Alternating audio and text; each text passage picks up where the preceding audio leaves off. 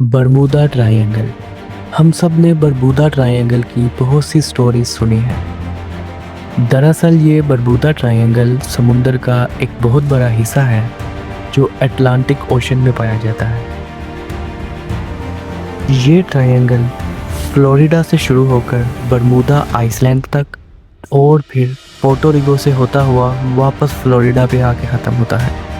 इस बनने वाले ट्रायंगल का एरिया तकरीबन 8 लाख स्क्वायर किलोमीटर तक फैला हुआ है। यानी ये ट्रायंगल पाकिस्तान और तुर्की जैसे ममालिक से भी ज़्यादा बड़ा है। इसे कभी बरमूदा ट्रायंगल और कभी डेविल्स ट्रायंगल के नाम से बुलाया जाता है। ये ट्रायंगल अपने मिस्टीरियस फिनोमिनास की वजह से पूरी दुनिया में बदनाम है, क्योंकि यहाँ से गुजरते हुए अक्सर प्लेन्स और शिप्स गायब हो जाते हैं और उनका नामो निशान तक नहीं मिलता।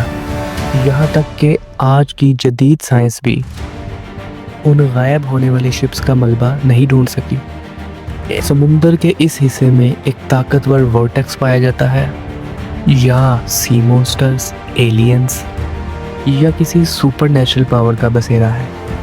यहाँ कुछ तो एबनॉर्मल ज़रूर है, जिसकी वजह से ये ना तो किसी कार्गो शिप को छोड़ता है और ना ही गुजरने वाले प्लेन को। लेकिन यहाँ पेश आने वाली एबनॉर्मल एक्टिविटीज़ का एक्चुअल रीज़न अब साइंसदानों को आखिरकार मिल चुका है। ये बात स्टार्ट हुई थी 1945 से, जब यूएस नेवी के 5 फाइटर प्लेन्स इस बरमूदा ट्रायंगल के रीजन से गायब हुए थे। फिर इसकी तलाश में एक और नेवी एयरक्राफ्ट भेजा गया, लेकिन सेम उसके साथ भी वही हुआ जो बाकी प्लेन्स के साथ हुआ था।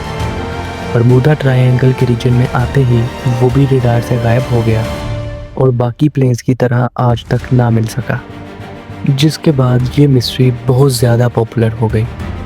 इसके बाद भी ये सिलसिला रुका नहीं। जब भी कोई कार्गो प्लेन या शिप इस रीजन से गुजरती, वो हमेशा हमेशा के लिए गायब हो जाती थी। इस मिस्ट्री को सॉल्व करने के लिए कई रिसर्चर्स ने वहां जाने की कोशिश की, लेकिन उन सब के साथ कोई ना कोई एबनॉर्मल फिनोमेनास होते थे कि जिनमें उनका जानी और माली बहुत नुकसान हो जाया करता था, जिसके बाद उन्होंने वहां रिसर्च करना छोड़ दी। लेकिन फिर यूनिवर्सिटी ऑफ कोलोराडो के साइंटिस्ट्स ने बरमूदा ट्रायंगल की रिसर्च के लिए एक नया तरीका निकाला, जिसमें उन्होंने बरमूदा ट्रायंगल की रिसर्च प्लेन, शिप या फिज़िकली वहां जाकर नहीं की, बल्कि एक सैटेलाइट के ज़रिए की। और काफ़ी अरसे तक सैटेलाइट से बरमूदा ट्रायंगल की रिसर्च के बाद कुछ ऐसा देखा जो आज से पहले शायद कभी किसी ने नहीं देखा था।